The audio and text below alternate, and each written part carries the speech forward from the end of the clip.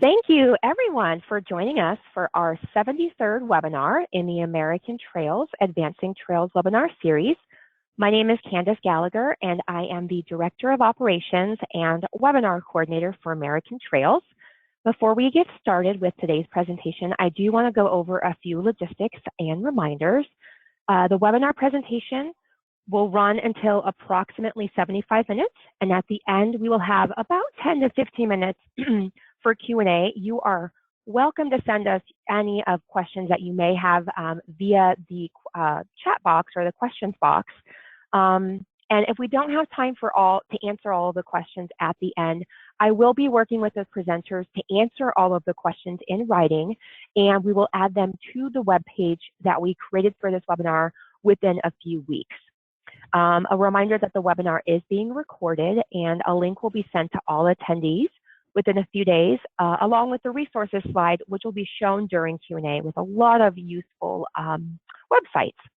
We are offering multilingual closed captioning in over 100 languages for our webinars. And for today's webinar, we are offering complimentary closed captioning in English.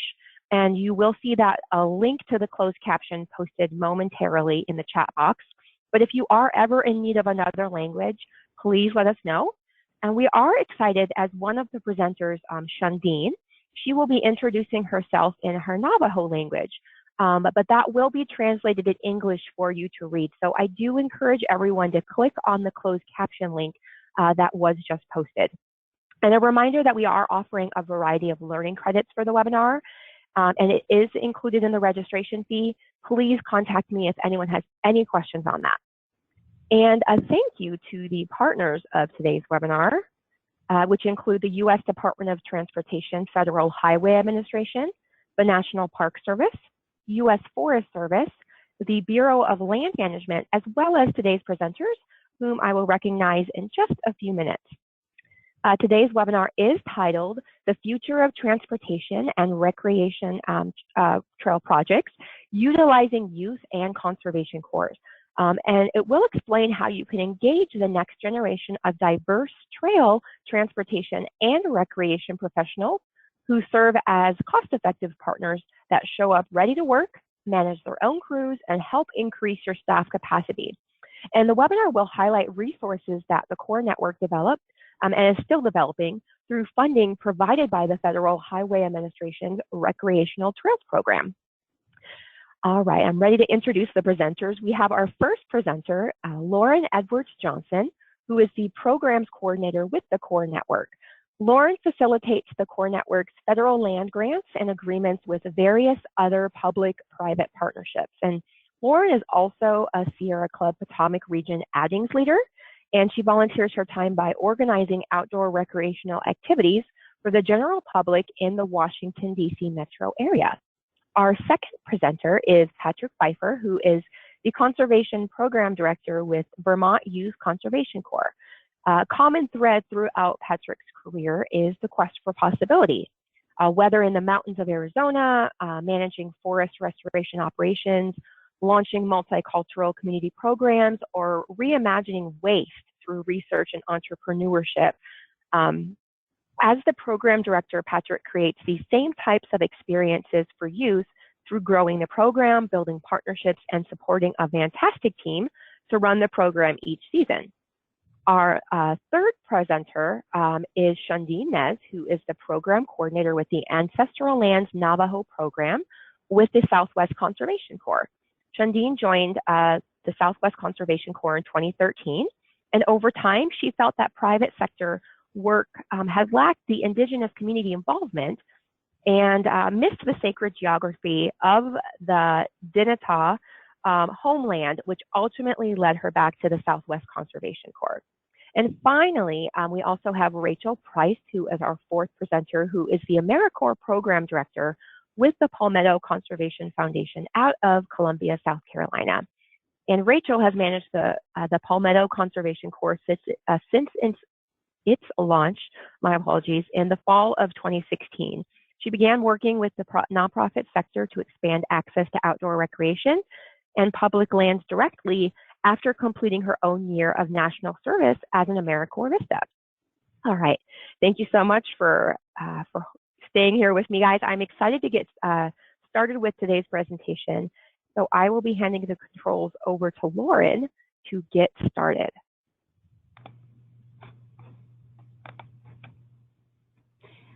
Thank you so much, Candace, and thank you.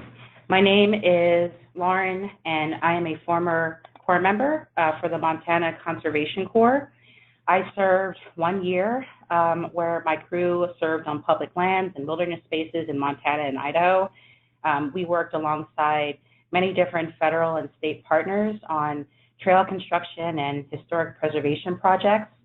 It was a transformational experience for me, and I wouldn't be on my current career trajectory now if it weren't for that opportunity. I now work for the Corps Network on our programs team in our DC office, where I manage our federal land grants, agreements, and various public-private partnerships. So what is the Corps Network? The Corps Network is the National Association of Youth Service and Conservation Corps based in Washington, D.C. We also have a Gulfport, Mississippi office that manages our Gulf regional programs and operations. We provide a number of different programs, funding, and resources that help support our members. We have a government relations team that advocates with federal partners. Our public lands and AmeriCorps teams manage and provide our membership with access to funding and project opportunities. We offer a accreditation audit and technical assistance, work with partners to create core programs, and we offer a wide range of association benefits, such as health insurance for Corps members. So we are a small office, but we accomplish a lot on a daily basis. We also have 130 core programs in our membership that serve all 50 states and the territories. And if there isn't a core program located in your state, they can still serve your state. Corps are not necessarily restricted or confined to where they are headquartered. So what are Corps? The modern Corps program is modeled after the civilian conservation corps of the New Deal era that served during the 30s and 40s. Corps are comprehensive workforce development programs that provide paid service learning and work experience for young adults and veterans. Some Corps offer GED and high school diploma programs, so Corps members can serve while they are working towards their education goals. Corps programs are their own separate entity and can be operated by nonprofits or units of state and local governments. Corps typically engage with young adults between the ages of 16 and 30, or veterans up to the age of 35, and participants in these programs are referred to as Corps members. They serve on a number of different service projects that address environmental, conservation, community service, and disaster response needs. And here's just a sampling of some of the types of projects Corps members perform on. And as you can see, Corps members serve on a number of projects outside of standard trail maintenance. So for example, this year, Onondaga Earth Corps in New York planted their 1,000th tree in the city of Syracuse. Miami Service Corps installed concrete sidewalks outside of a local school. And Utah Conservation Corps created an urban community farm to address food insecurity. What do Corps members gain when they work on these projects? Job training and hands-on work experience in hard and soft skills such as chainsaw, wilderness first aid, and leadership. Corps members receive a stipend or living allowance. Some Corps members are AmeriCorps members, which means that their living allowance is granted through an AmeriCorps-funded program, and they can receive an education award at the end of their service. This is like a scholarship that Corps members can use towards paying off their student loans or going back to school. So for example, when I finished my term of service with Montana, I used my education award to take an advanced wilderness first aid course. If you are contracting a Corps for trail work, these are some of the values a Corps partnership can provide. Many Corps have the capability to leverage additional revenue sources that can go towards federal and state match requirements. Corps can also draft the budget tabulations and a scope of work for the partner and collaborate with the partner on cost-effective ways to complete the work. Corps manage all of their Corps member recruitment, orientations, and trainings. So for example, if the project partner requires wilderness first aid certification, then that is something the Corps can make sure the Corps members have before they start the work. When I was working with the trail crew in Montana, I personally received a week's worth of intensive training with Montana Conservation Corps before our first partner project with the Forest Service. Corps also manage all of their executive and administrative oversight. So this means each Corps member crew will have at least one crew leader, and a crew leader is supervised by Corps staff. Many Corps programs have their own access to tools, equipment, and supplies and personal protective gear, carry their own general liability and workers' comp. The next two slides are snapshots of our members' impacts nationally and Corps member demographics from 2018 metrics and data that our members report on each year. So here is just a breakdown of the face of Corps members who served throughout the country last year.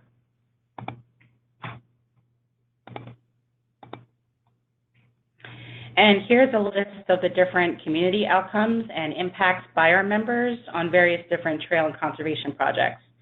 So over 100 million trees were planted, over 13,000 miles of trails were constructed and improved upon, and 1.4 million acres of habitats were restored.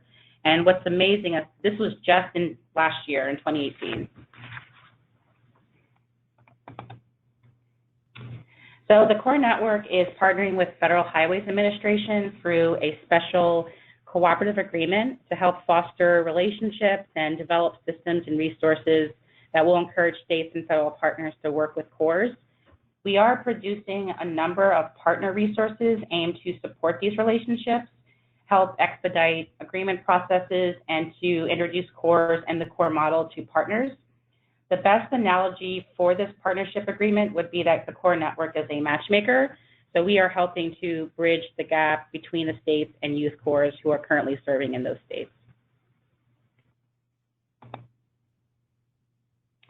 And this past spring, the Corps Network released a partnership guide produced with the help of 15 of our member corps and features RTP-funded projects and partnerships and the careers those projects have helped launch.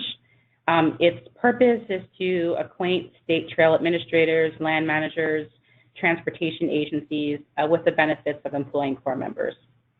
So I encourage everyone to take time to read our guide. It features amazing examples of the amount of work that Corps can get done and the lives of young people that have been transformed because of that work experience. There's also a number of case studies with public, private, and federal sponsors and funding sources that you can review. And then as mentioned, an important funding source of Corps' trail projects is the Recreational Trails Program, or RTP. RTP is an assistance program of Federal Highways Administration that provides funds to the states for non-motorized and motorized rec trails and trail-related facilities. So I'm about to show you in the next slide a short video that the Corps Network produced and released, and it features RTP-funded trail projects from this year. The video will feature 10 projects with 7 of our member corps from around the country.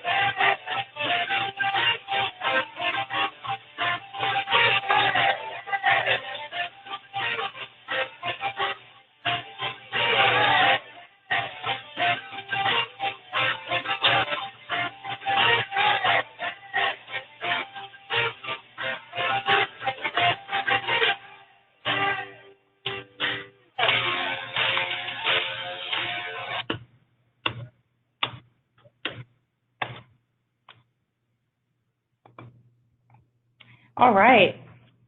So following that video, I will also share a few other RTP core partnership projects from this year, and I'm going to align them with some of the permissible uses of RTP funds.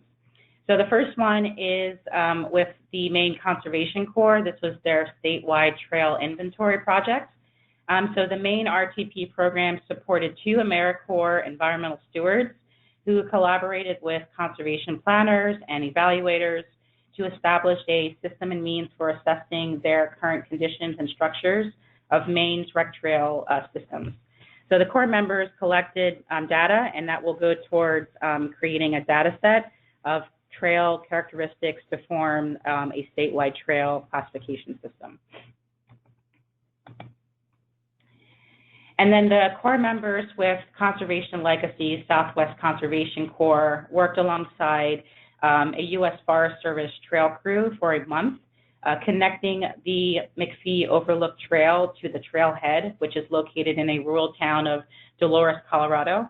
This was a very technical trail project that involved moving large boulders, building switchbacks, and cutting the trail through a narrow sandstone canyon and connecting to the San Juan National Forest.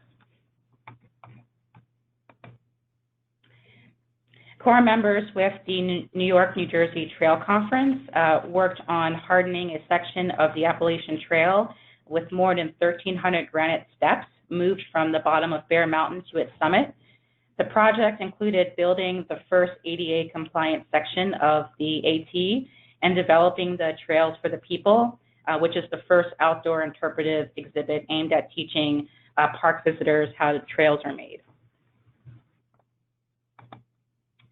And then finally, Corps members with the California Conservation Corps at Lassen Volcanic Park reconstructed retaining walls, causeways, and repaired and constructed trail steps for the safety and benefit of park visitors. The Corps members also widened the trail, replaced rock structures, which included over 6,000 square feet of dry stone wall. This project was also the 2019 winner of the Coalition for Rec Trails Award and was honored in DC this year.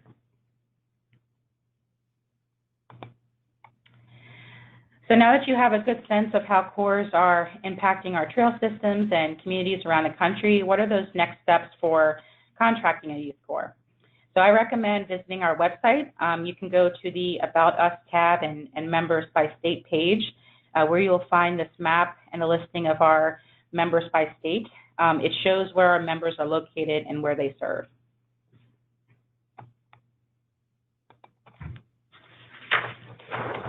And then finally, just as a way to help keep the connections, the Corps Network created regional listservs, which are moderated and collaborative spaces.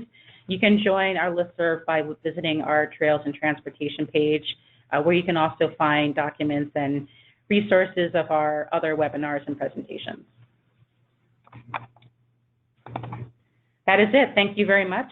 And if you have any questions, feel free to reach out to me. Thank you.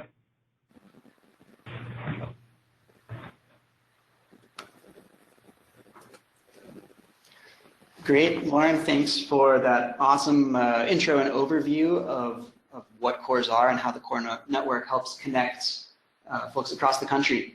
I'm excited to be calling in here today from Vermont, where it looks like a snow globe outside. Hoping that a lot of you are enjoying some sunnier weather on other parts of the country. My own background with Corps started in many ways similarly to Lauren. I worked with the Southwest Conservation Corps as a member and a leader about 10 years ago for a few seasons during the summer as something to do while I was going to college. Before that, I had no idea that Corps existed. I just knew that I liked hiking, liked working outdoors, and wanted to really try this out, and ultimately was able to make a career of it. After the Corps, as a member, I went to grad school, a master's degree in sustainability, worked for some time in the private sector in the timber industry, operating large-scale crews, heavy equipment crews in forests of northern Arizona, and ultimately found myself really pulled to want to get back into the Corps world. In 2016, was lucky enough to find a position here in Vermont that was able to perfectly dovetail all of that large-scale operational expertise, but back in the Corps setting. So who is VYCC and what do we do? We really have a dual mission around those two connected outcomes of youth development through the meaningful work. So we see the projects that we do in partnership with our agency partners as the platform to create our youth development outcomes. We are one of the older corps. We were founded in 1985, originally as a state entity. So we were part of the state of Vermont at that point, and then in 1992 split off as our own 501c3 nonprofit and have continued to evolve to present. We currently operate two programs, a conservation program, which I oversee, and a farm program that's primarily located here on our campus. Full-time staff of about 24, plus some additional seasonals that we bring on each summer to help run programs, with 250 to 300 participants across both programs in any given year. We are located on a beautiful 400-acre campus with barns, 8-acre organic vegetable farm, miles of trails through the forests. It's a great spot to have a few hundred young people come and start their entry into the core world. Before we get too far into the details of how we actually operate, it's first worth understanding a little bit of the Vermont landscape because many elements of the way that Vermont is as a state really help to highlight how our core has evolved and what makes it unique. Vermont is a rural landscape made up of many small towns spread out across the state. And in contrast to many parts of the West and other parts of the country, there's a high percentage of private land versus public land. About 80% of the land is private instead of public. And much of it then, therefore, takes a really different style of land conservation. It means that there's fewer parcels that are in holdings of major federal partners like the Forest Service or the Park Service, and much more that is owned privately, whether it's working forest or conservation easements. And ultimately that means that there's a lot of different land management agencies, partners involved on the state, local, and federal levels. And that's really shaped how our program has needed to be structured. We've had to really evolve to figure out how to operate in this both physical landscape as well as that agency landscape. A snapshot of the conservation program. In a typical year, we'll have 200 participants and we'll operate 13 to 15 crews at a time during our peak season. We run day crews, which means that they can live at home and come work with us during the day, and spike crews, which will camp together and live as a crew while they're on projects. We operate youth crews for members as young as 15, and then our AmeriCorps crews start at ages 18 and go up to 24. We operate during all three seasons, with the exception of not running any projects when it gets to the too far into winter. And our season always begins with a really intensive crew leader training for about 4 weeks in the spring. We're running a series of trainings on project management, risk management, crew management, all the pieces that go into ensuring that by the time our crew gets out in the field with a partner, they should be highly functioning and ready to roll. We operate with a pretty broad range of partners. Federal partners include Forest Service, National Park Service, U.S. Fish and Wildlife. Within the state, we operate under, in partnership with all three branches under the Agency of Natural Resources. Those acronyms are the Forest, Parks and Recreation, Department of Environmental Conservation, and Fish and Wildlife Service.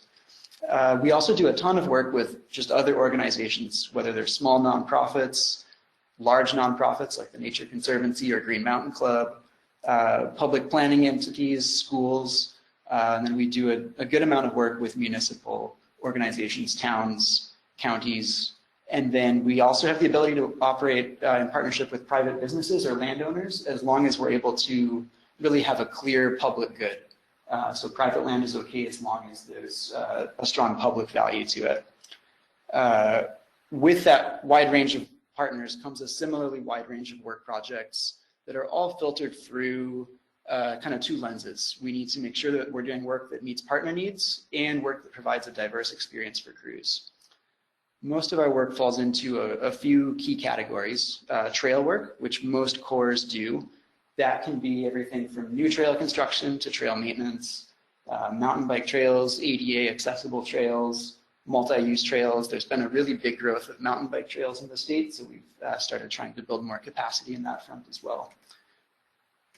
Carpentry projects, trail bridges, boardwalks, trailhead kiosks. Park infrastructure, every year we operate a dedicated crew that works with Vermont State Parks to build composting toilets, re-roof lean-tos. They take on a much more intensive degree of technical construction than some of our typical trail crews would, and get to have some really great project results as an outcome. Natural resources and forestry management can include things like invasive species management, habitat restoration, timber stand improvement, and a large amount of projects in the realm of water quality. So that can include invasive species removal on Lake Champlain itself, aquatic invasives, riparian buffer restoration, and some projects that are maybe higher up in the watershed on Class 4, which are non-maintained dirt roads, culverts, erosion management, anything related to water quality. So these crews are out there for 4 weeks at a time. So a lot of Corps use a hitch model. Most of our crews operate on a session schedule. So the crew will be working together, living together, cooking together, camping together, spending their weekends together. They're typically 5 to 8 members with 2 leaders, depending on the type of the crew. And they are out there with a trailer and a van equipped with all their tools, supplies, camping gear, ready for everything that they need, depending on the type of project or environment that they might encounter. They're typically working on projects Monday through Friday and using weekends to resupply food, laundry. And we really try to balance the learning and education that's aligned with project productivity.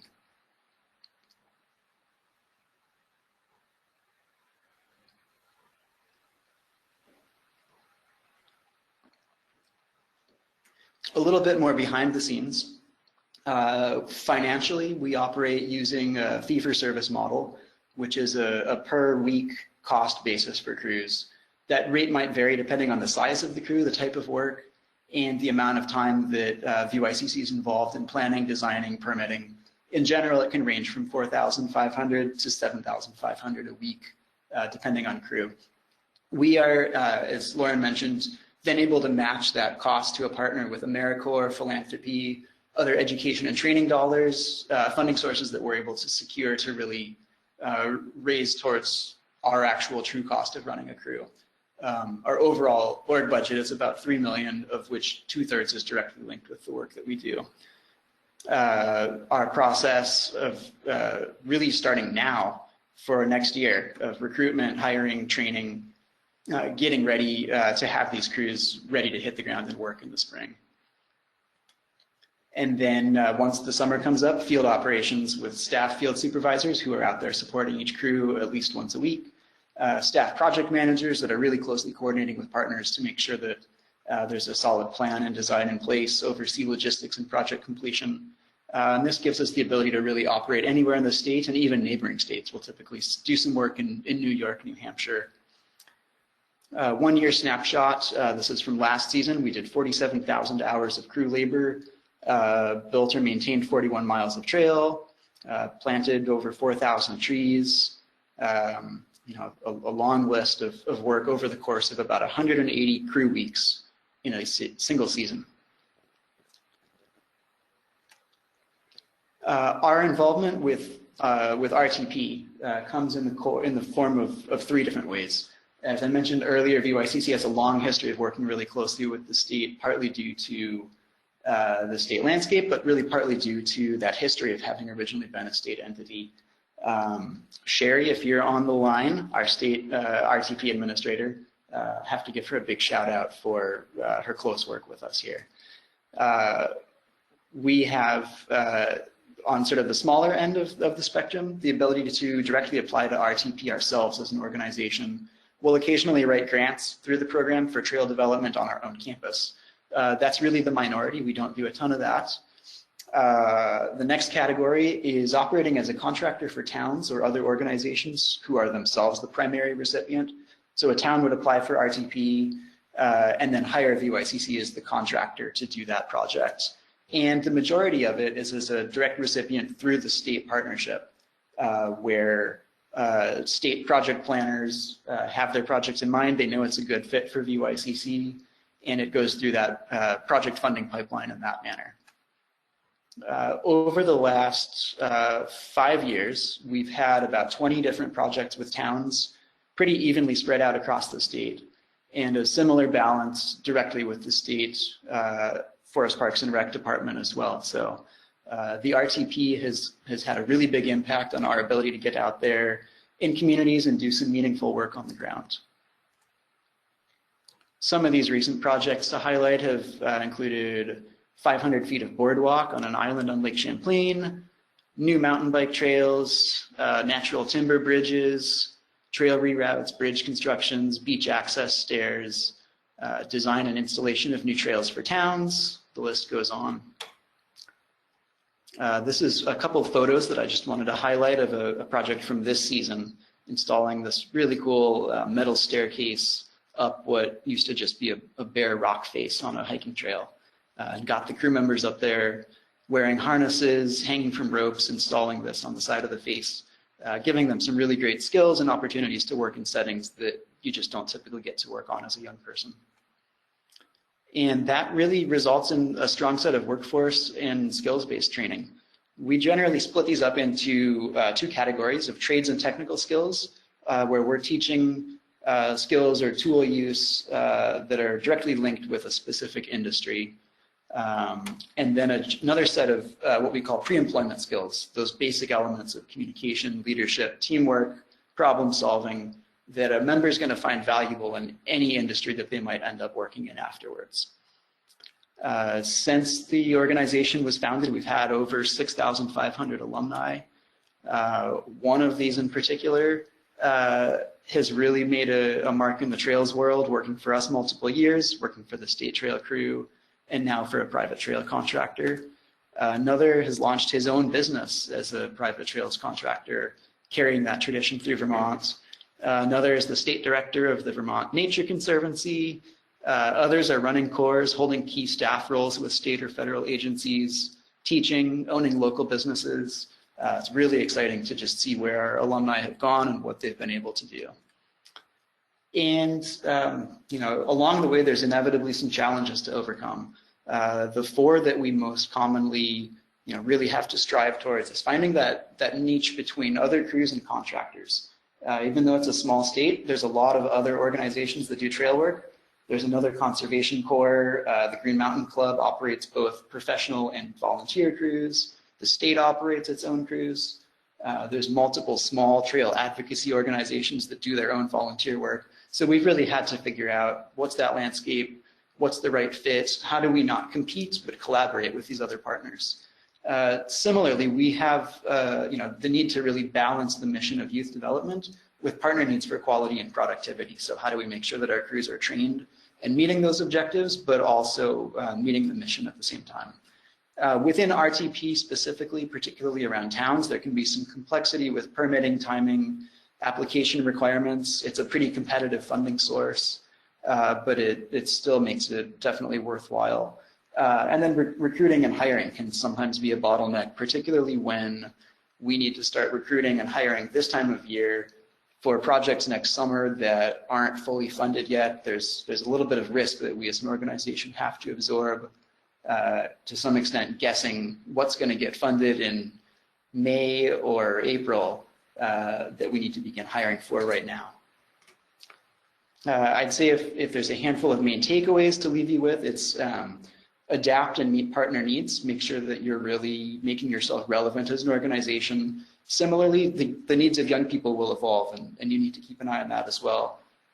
Find that sweet spot between your role as a core, staff crews, or private contractors. To do that often means creating layers of value. A single project might have many different outcomes, whether they're economic or educational or environmental, local employment, recreation enhancement. It ends up being about more than just a trail at the end of the day. And underneath all of that is the quality relationships and partnerships that none of this work is possible without. So with that, I will pass it over to Shandine, and thanks everyone for being here today.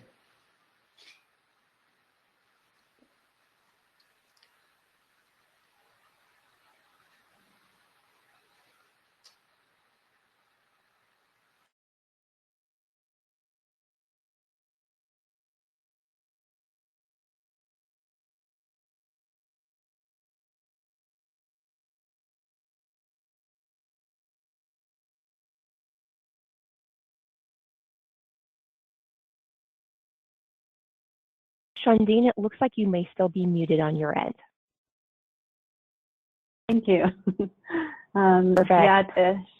Shig Edo Shidina, Shash Dean the Joni Lesyanisha, Hashkushnishna, Nasha Bashishtin, Tajini Dashachaki, Ani Dashanella, Akut Ego Dina Atlan Nishna, Skohale, Denasha, Natnajoja K. Hushkin. Welcome, everybody. My name is Shandine Nez. I'm the program coordinator for the Ancestral Lands program. I'm a member of the Navajo Nation connecting with young adults in our community here in Gallup. I'm hoping to give them the same experience I had as a member, leader, and now staff member. So my experience with CORE started in 2013. I was a crew member for 2 seasons. And very quickly fell in love with trail work and the CORE world while working for Southwest Conservation Corps in Durango. I then led a crew with Southwest Conservation Corps. The next season, I worked with a land trust in Washington, leading a trail crew that our work site could be Mount Rainier, which was really amazing. And all of my experience doing trail work and working with other members and leaders has been really life-changing for me. I then took a couple years off and worked in the private sector for, I did a little bit of dry stone masonry up in Durango again. And now I'm back. As Candace mentioned, I needed to be closer to home and I wanted to work with folks of my own community and tribe. And now as a coordinator, I recruit, hire, and train participants to be successful in our program. So in Ancestral Lands, we have a few guiding principles. So, one being community development and working with our communities to identify what they would need from us rather than us telling the community, this is what you need. 2, sovereignty. Our members and most of our staff are enrolled members of sovereign Native nations. And we want to empower our members to respect that sovereignty that they and other Native nations have. And that right to self-determination. 3 is cultural revitalization. We work with our crews to host cultural exchanges between members, and they all have a wealth of knowledge and stories, food, games, and countless other things to bring what they've learned from their families and their communities to expose other people to that. 4th being empowerment. We want to help our members gain the skills necessary to be successful in this world, be it technical skills or interpersonal skills. The last, leadership. Our leaders are good examples for their members. We provide the mentorship and the structure and experience for them, and we're helping them to take initiative in their own development. So Ancestral Lands is a program of Southwest Conservation Corps. It started in 2008 out of the Pueblo of Acoma. In 2013, we expanded to other Native communities that wanted to have the same thing, mostly starting in the Southwest. So that's in the Navajo Nation, which is based out of Gallup, Cayman. Then in Albuquerque began in 2014, and they work with urban indigenous folks. So they're not strictly serving like Isleta Pueblo or other Pueblos in the area. It's anybody of any tribal affiliation. And then Zuni began in 2016 in Zuni. And finally, the Hopi program began a couple of years ago in Kikosmovi. So our programs are based in the communities that they serve, where we recruit from the local communities, which means we have a pretty small applicant pool versus like national or state hiring. And so this is kind of what ancestral lands looks like in a graphic. So we're bringing together those land management agencies, the conservation corps, and tribal communities. So from 2015 to 2019,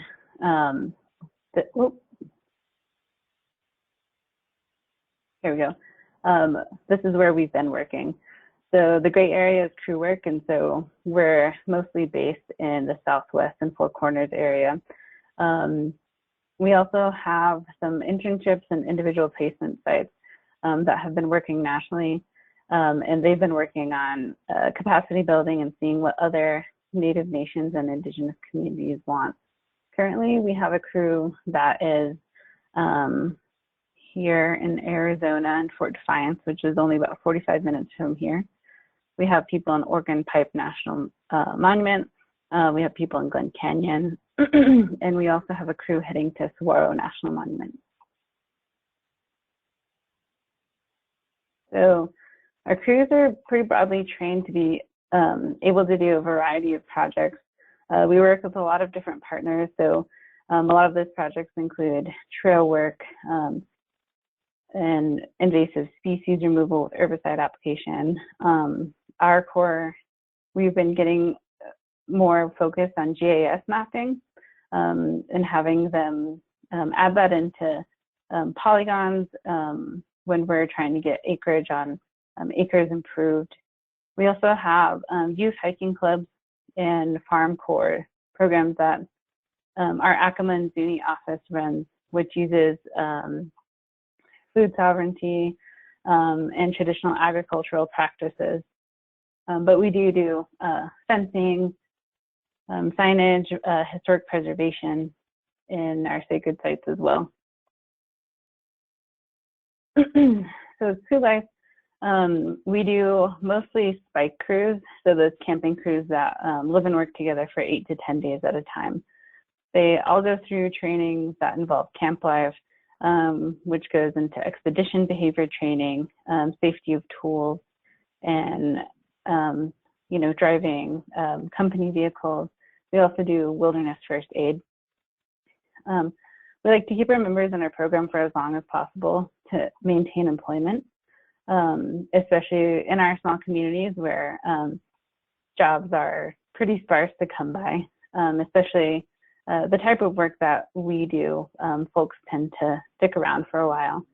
So we have terms that are from 3 to 9 months. So our relationship with RTP funding, we recently started working on the Zuni Mountain Trails project, which started last year.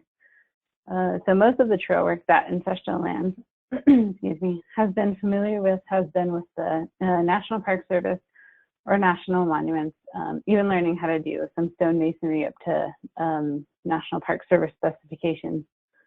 Recently, Ancestral Lands gained a sole source agreement for the Zuni Mountain Trails project for 3 years.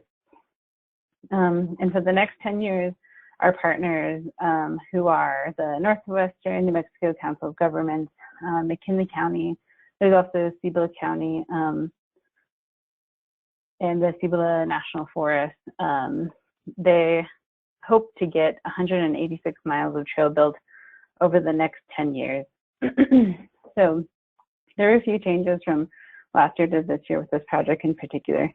Originally in 2018, we were doing a lot of trail maintenance on those existing mountain bike trails. So drainage features, cairns, et cetera. And then in 2019, we completely switched over to just trail reroutes and making all of the trails sustainable. So just this year, we've had 5 crews working, and they worked on an A to B schedule. So one crew works from Monday to Monday, and then another crew will come in that Monday to another Monday. And we've gotten just over 17 miles of trail constructed and maintained and obliterated. So the partnership we have with the Zuni Mountain Trails project allowed us to pay our members $10 an hour. And they had it written into the grant that our members would make that, which is awesome because you can use this RTP funding to pay our members more. In 2018, that's supposed to be 2019, we had $114,715 in wages paid. So this project adds to the mountain bike trail infrastructure that's growing in New Mexico. It adds to the economic development for McKinley and Sevier County.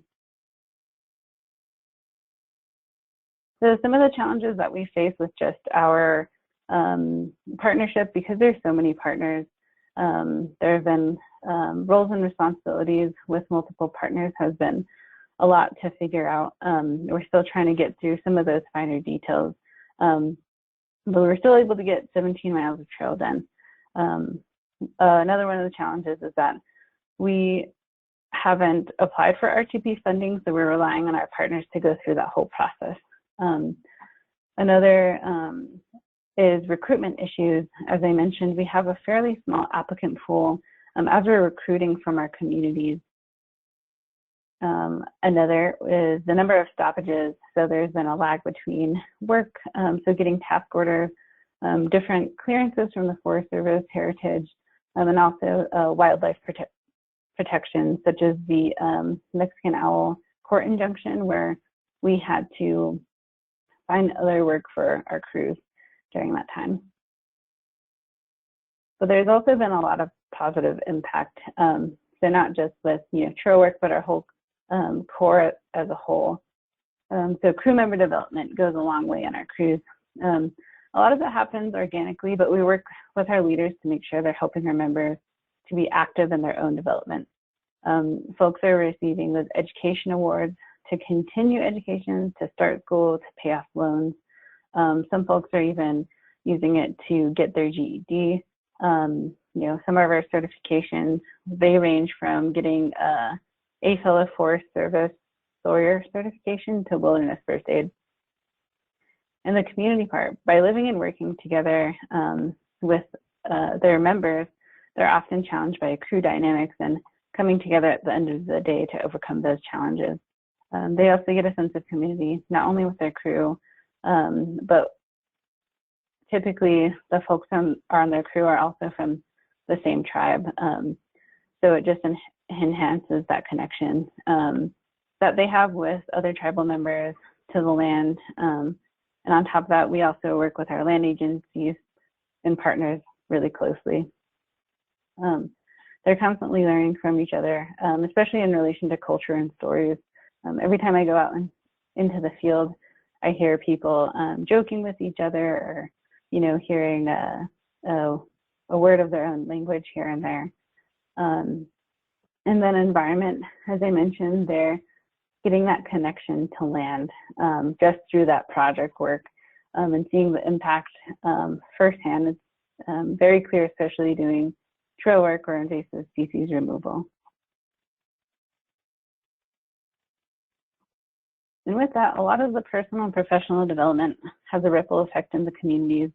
Folks in our program are able to bring awareness to other opportunities that are available with Corps, with other things in, fish and wildlife departments, or with firefighting. They also bring awareness to education and experiences that relate to the culture and the land.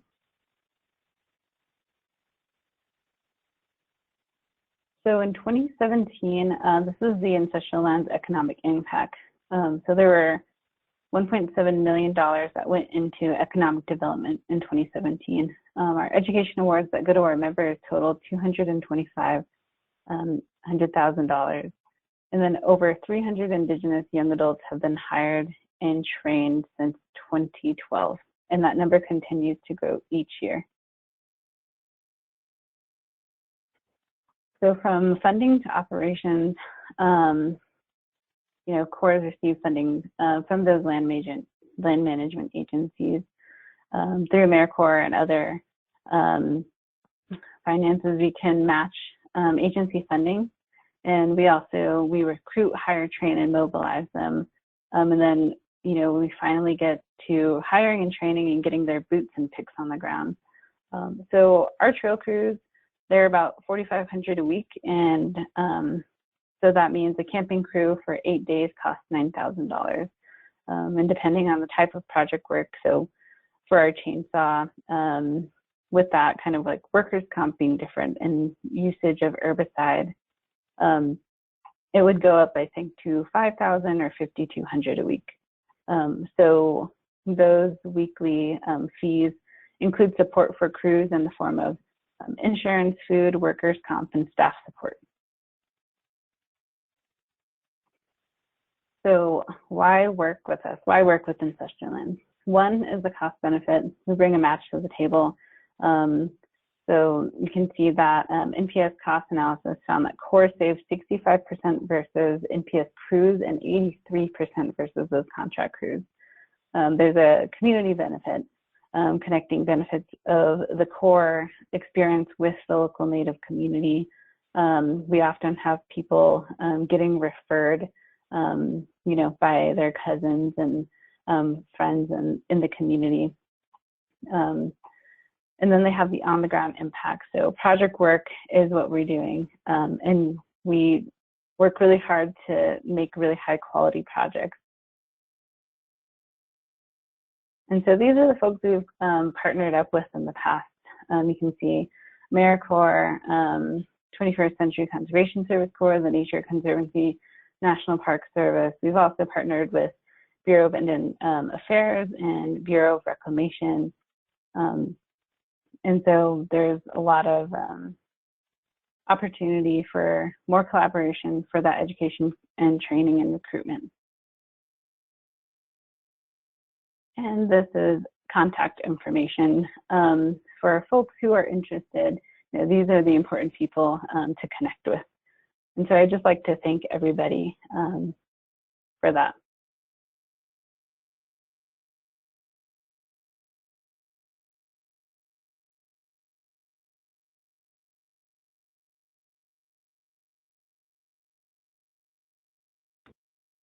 Hi, everybody. My name is Rachel Price, and like Candace said, I am the AmeriCorps Program Director at Palmetto Conservation Foundation in our office in Columbia, South Carolina.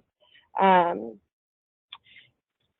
am also an AmeriCorps alum myself and did my year of service as a VISTA member. My experience as an AmeriCorps member undoubtedly gave me the necessary skills and experience to lead into my current position at Palmetto Conservation Foundation, as well as gifting me with opportunity to network with professionals in this field. And those connections ultimately did lead to me beginning my work here at Palmetto Conservation Foundation. So I am very lucky in that way.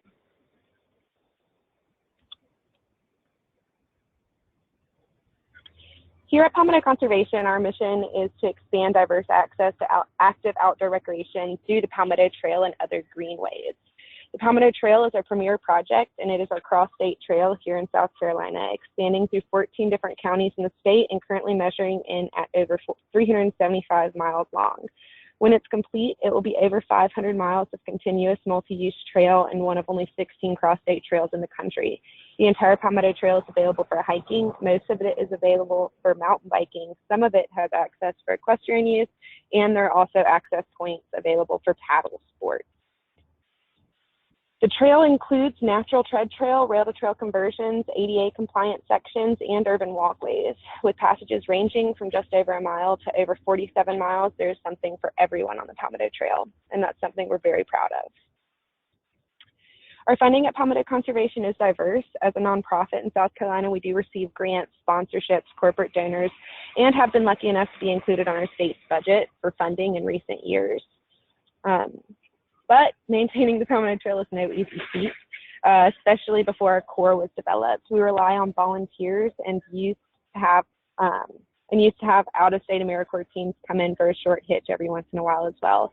We have a very small trail staff who mitigate trail needs on a daily basis, which is what led to the ultimate development of the Palmetto Conservation Corps. The Palmetto Conservation Corps was launched in fall of 2016.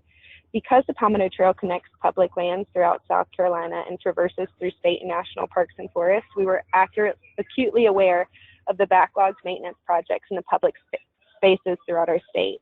We also knew that there hadn't been a South Carolina-based Conservation Corps program model since the CCC of the Roosevelt era, so the program was long overdue, and we did base a lot of our program model on the CCC.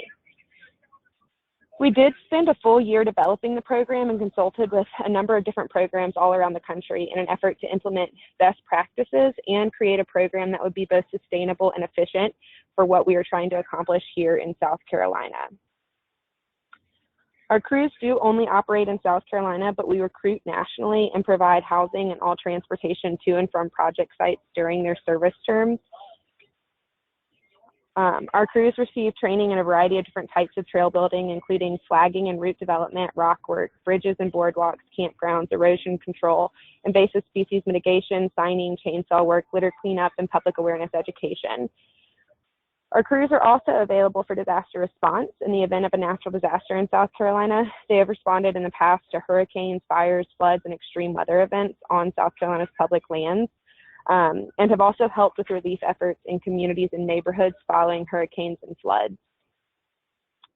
And then the final piece of what our crews do is in the realm of environmental education. Our crews actually go into elementary, middle, and high schools to develop, maintain, or repair their outdoor learning spaces to be used as a tool in environmental and science education. Our members are also able to receive Project Wild curriculum facilitator certifications through those programs, which is something that they really enjoy. We're actually in a really lucky and unique opportunity because as a nonprofit, we have been around since 1989 and we broke ground on the Palmetto Trail in 1994. So as a nonprofit, we have actually been applying for SCPRT funding for a number of years, and we're fortunate to have a very strong relationship with SCPRT staff. Since the launch of the Corps, that partnership has grown even more. Recent trail construction projects have included Stump House Mountain Bike Park, Ross Mountain, and Easatoy Creek. We have been able to hire our own Corps crews and use their time as match on our own RTP projects, which I'll explain a bit further in a moment because we've expanded on that in recent years as well. RTP has also funded our certification programs under their education dollars. We have been able to host public certification courses in wilderness first aid, CPR, AED, chainsaw management, and leave no trace. Our members go through these courses alongside community members and public land staff, having opportunities to network while gaining necessary skills for their service term. We've also expanded our fee-for-service model with the help of SCPRT to get the word out about our program's availability and capabilities so that other PRT trail building applicants can use our crews for trail building projects at a fraction of the cost that it would cost them to hire a professional trail building contractor. This allows their RTP budgets in that grant application to stretch much further. Our Corps is a public land corps, a 21st Century Conservation Service Corps, an AmeriCorps program, and a member of the Corps network.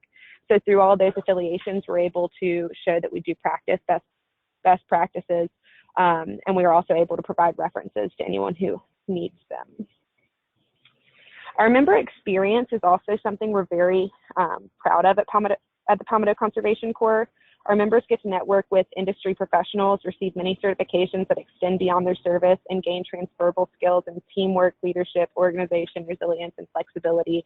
And those kinds of transferable skills are not unique to our specific Corps program. That really is across the board with Corps programs nationwide. Our Corps alumni have gone on to serve multiple terms with our program, have become staff at Palmetto Conservation Foundation at large. There are some members we just aren't able to let go of, so we hire them full time. They've joined other AmeriCorps programs, pursued higher education, gained employment as staff members at public lands throughout the country, and have joined the military.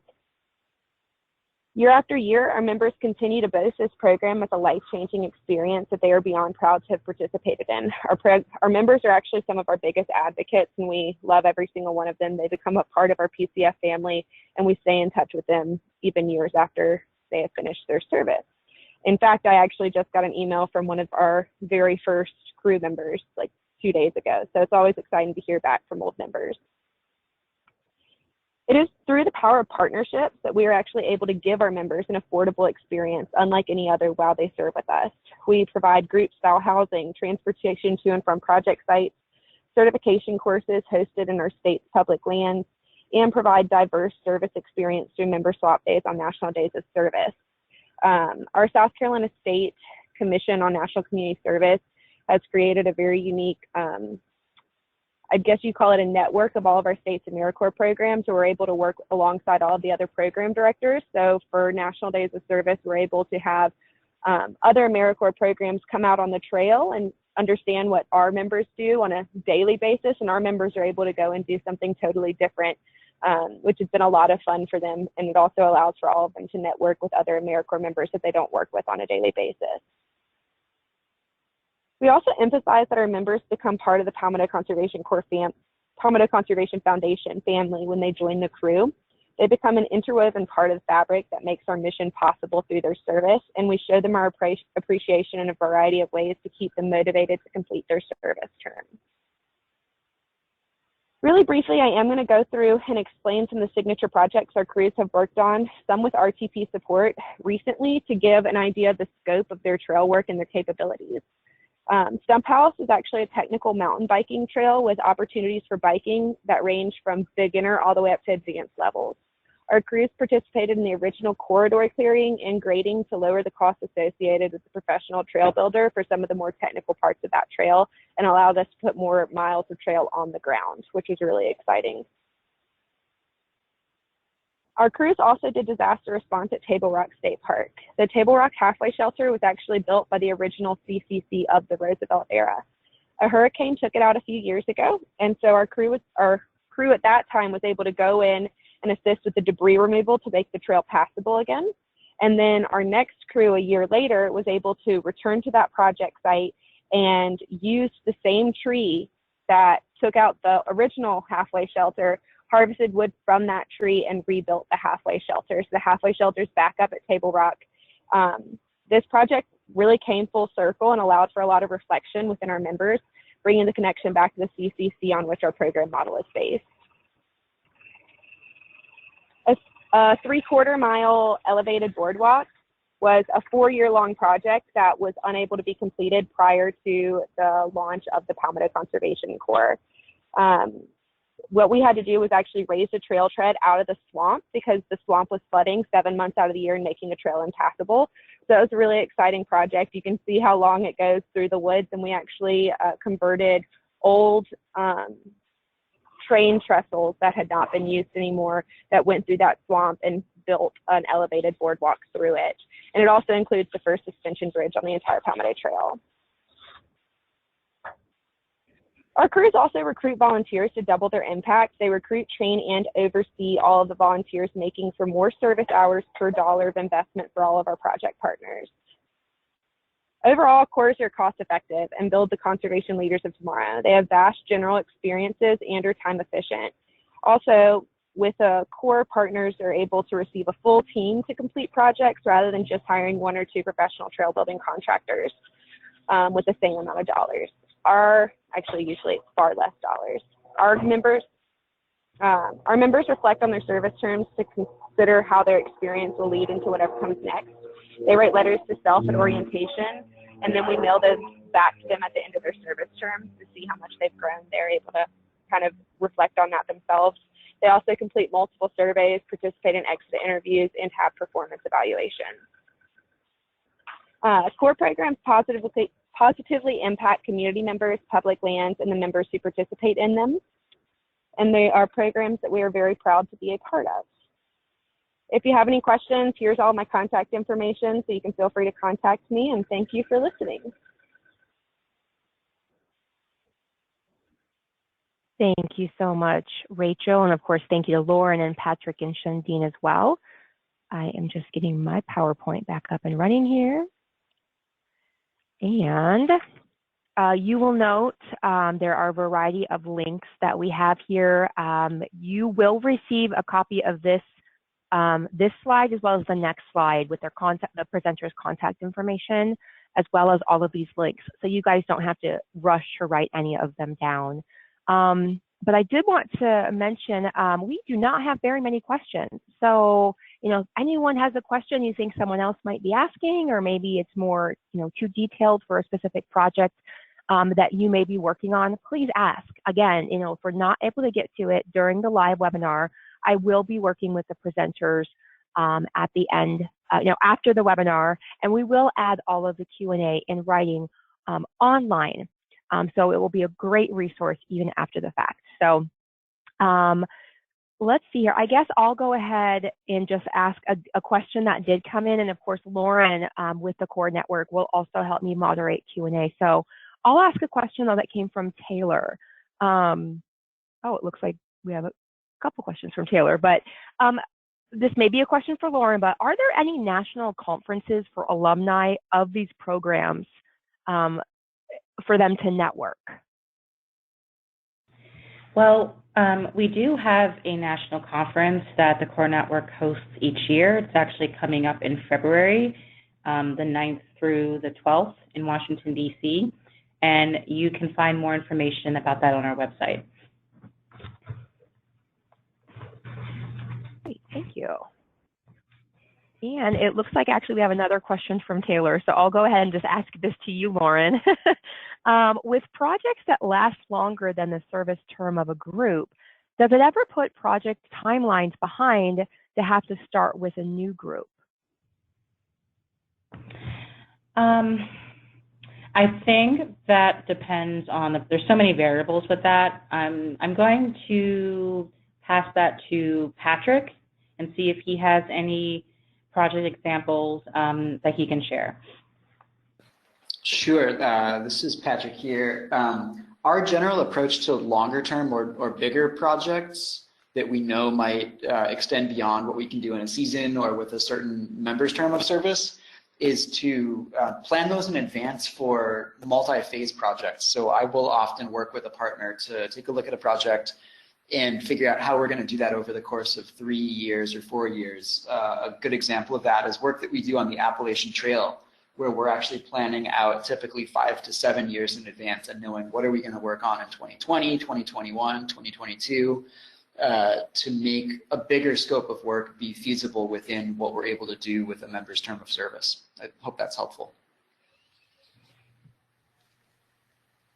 Thank you so much, Patrick. Another question we have is from Leslie. She noticed that the Nature Conservancy is a partner listed for multiple Corps. What type of support do they provide? Funding. Yeah, I think that's probably the answer there, unless Patrick, Shandine, and Rachel have anything to add to that. I can weigh in just a little bit, especially since our state director of the Nature Conservancy was herself a VYCC alum. I think that our state office is also particularly involved in some of the crew education.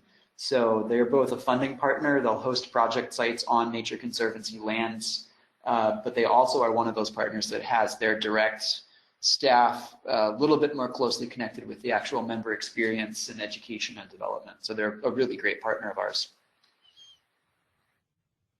And I can actually also expand upon that just a little bit more. The Nature Conservancy helps to fund our Gulf Corps program, which takes place in the Gulf states, and our Gulfport, Mississippi office manages that. So that's been a multi-year partnership that's helped with a lot of economic impacts in a lot of the Gulf states and recruiting and training young people in those areas to do conservation and trail work. So that's been an amazing partnership for us.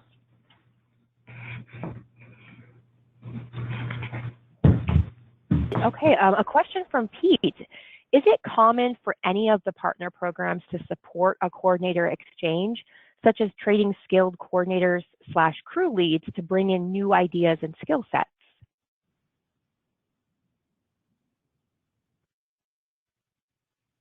Yeah, I'm not sure about that one. I'll pass that along to my co-hosts. This is Rachel speaking, and I can kind of give an example similar to that.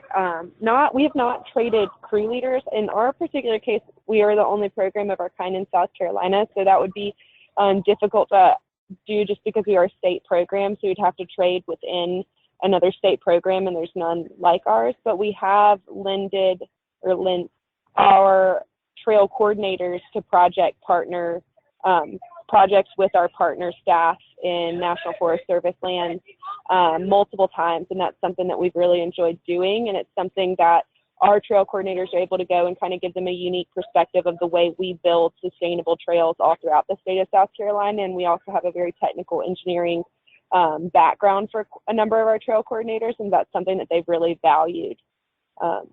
I'm not really sure if that's exactly what you were meaning with that question, but that's the closest thing I could give as an example.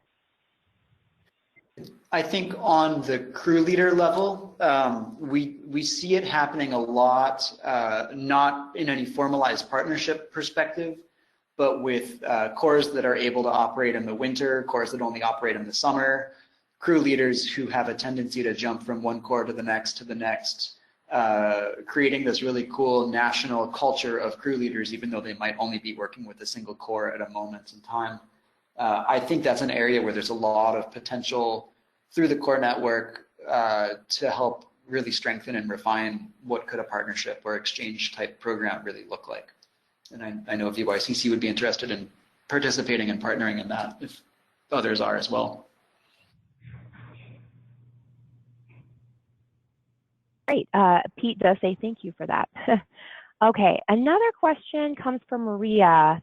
But do you ever see projects that hesitate to work with Youth Corps? And if so, what would you say to those groups to encourage them to utilize this resource?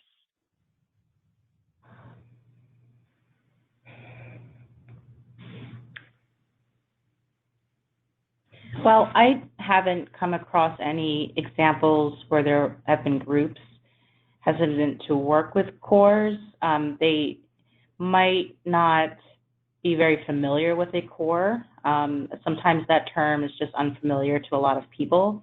So all it takes is a conversation, and then, you know, it helps to kind of connect the dots there. Not sure if my co-hosts have any other examples, but I can't personally think of any. Yeah, I would agree with that. I mean, usually we haven't had any issue as soon as we explain like who we are and what we do.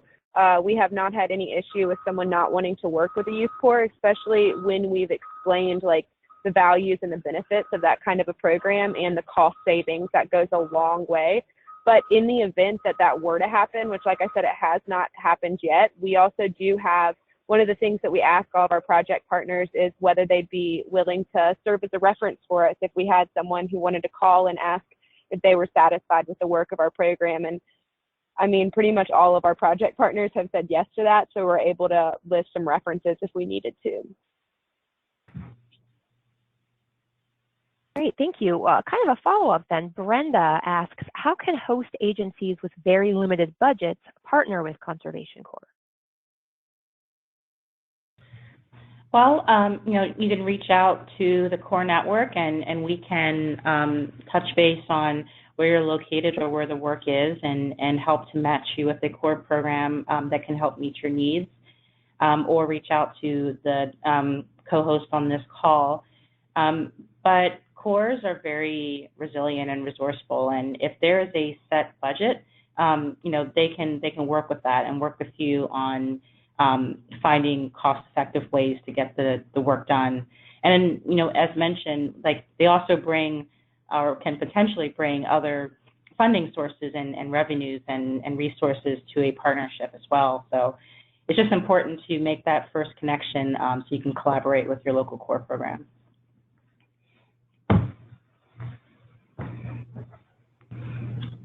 Thank you so much. Okay, another question came in from Jana. I hope I'm saying her name correctly. Have any of you paired RTP funding with project work for teenage youth crews ages 15 to 18? If so, could you give any examples that have been successful for that age group?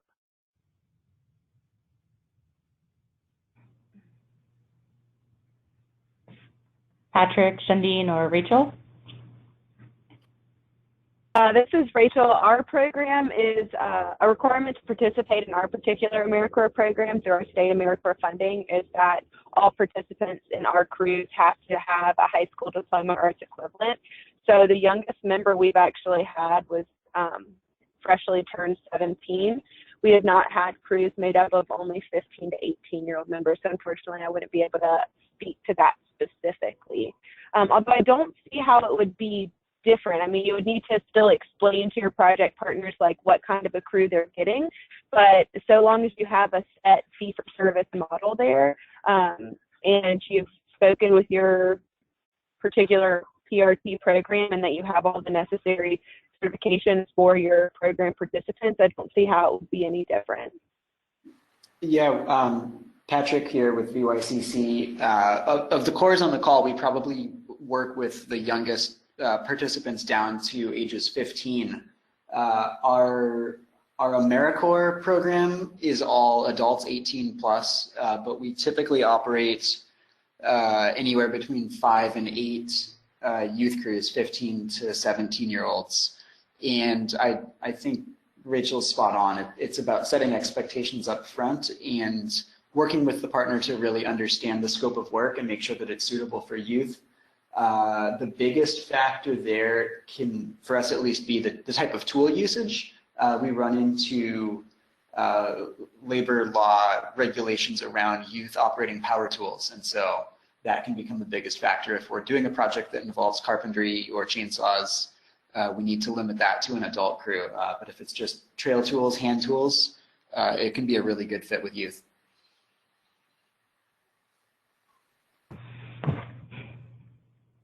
Thank you. Okay, looks like we don't have any more questions, but if anyone does think of anything after the fact, you're welcome to email me.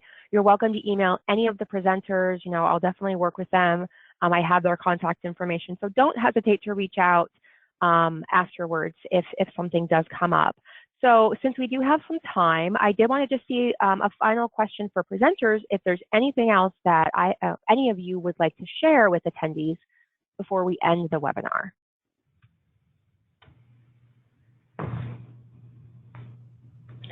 Well, this is Lauren. I just want to thank American Trails for this opportunity. I love sharing, with the world, like what cores are and my core experience. And hopefully this has inspired some participants to consider cores as a partner for trail work. Great, thank you so much, Lauren. And thank you also, Patrick, Shandine, and Rachel. And thank you to everyone who attended today's webinar or is listening to the recording. I want to thank the additional partners of the webinar that include the U.S. Department of Transportation, Federal Highway Administration, the National Park Service, U.S. Forest Service, as well as the Bureau of Land Management. And we hope you'll be able to join us for future webinars offered in our Advancing Trails webinar series.